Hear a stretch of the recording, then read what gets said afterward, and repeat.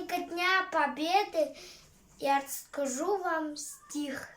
Ольга Высоцкая, салют. Скорее, скорее одеться, скорее, скорее позвать ребят. В честь праздника большого орудия палят. Вокруг все было тихо, и вдруг салют, салют! Ракеты в небо вспыхнули, и там, и там, и тут, и там. Над площадью, над крышами, над праздничным Москвой взвивается выше и выше, а в ней фонтан живой.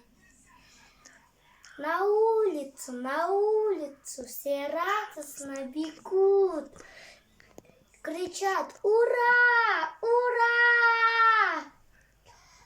любуются праздничным салютом.